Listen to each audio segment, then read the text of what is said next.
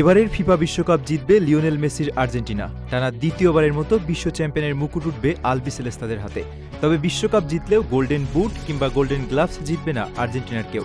এমনকি Spain, England কিংবা নেদারল্যান্ডসের ভবিষ্যৎটাও বলে দিলেন সাবেক বিশ্বসেরা এক গোলরক্ষক।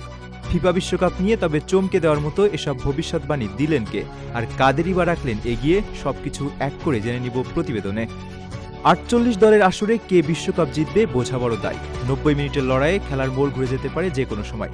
প্রথম রাউন্ডে স্পেন পর্তুগালের ড্র প্রমাণ করে ছোট দলগুলোকে একেবারে উড়িয়ে দেওয়া যায় না। সেখানে বিশ্বকাপ জেতা তো আরও দূরের কথা। তবে তা সত্ত্বেও শক্তিমত্তা ও মাঠের পারফরম্যান্সের বিচারে সাবেক ফুটবলীয় তারকারা চলতি বিশ্বকাপের চ্যাম্পিয়ন হিসেবে বেছে নিচ্ছে বেশ কিছু দলকে। এবার সেই তালিকায় যোগ হলেন নেদারল্যান্ডসের কিংবদন্তি এডুইন ভ্যান ডার সার। ৪৮ দল থেকে বেছে নিলেন বিশ্ব চ্যাম্পিয়নের নাম। সেই সাথে এবারের আসরে গোল্ডেন বুট ও গোল্ডেন গ্লাভস জিতবে কে, সেটাও আগে থেকে জানিয়ে রাখলেন এই কিংবদন্তি গোলরক্ষক। ডেইলি মেইল স্পোর্টকে দেওয়া এক সাক্ষাৎকারে ডাচ এই কোচের কাছে জানতে চাওয়া হয় বিশ্বকাপের চ্যাম্পিয়ন হবে কারা, আর তখনই প্রতি উত্তরে কিংবদন্তি এই কোচ জানান এবারের বিশ্বকাপে শিরোপা উঠবে আর্জেন্টিনার হাতে। কাতার বিশ্বকাপে ৩৬ বছরের আক্ষেপ কাটিয়ে শিরোপা জিতেছিল আলবিসেলেস্তারা। নিজেদের জার্সিতে যোগ করেছিল আরও এক তারা। এবারের বিশ্বকাপেও লিওনেল স্কালোনির এই দলকেই বাজির ঘোড়া মনে করছেন ভ্যান ডার সার। মেসির নেতৃত্বে আকাশী নীলেরা জিতে নিবে তাদের চতুর্থ শিরোপা, এমনটাই মত তারকা এর গোলরক্ষকের।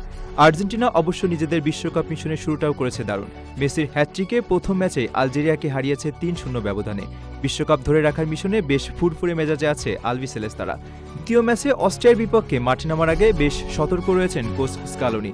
এদিকে ভ্যান ডার সারের মতে আর্জেন্টিনা বিশ্বকাপ জিতলেও গোল্ডেন বুট কিংবা গোল্ডেন গ্লাভসের দৌড়ে আকাশী নীলদের কেউই শীর্ষে থাকবে না। গোল্ডেন বুটের দৌড়ে ভ্যান ডার সার এগিয়ে রেখেছেন ইংলিশ তারকা হ্যারি কেইনকে। বল পায়ে বেশ দারুণ ছন্দে আছেন কেইন। বিশ্বকাপের প্রথম ম্যাচে জোড়া গোল করে গোল্ডেন বুট জেতার দৌড়ে বেশ ভালোভাবে নেমেছেন ইংলিশ এই তারকা।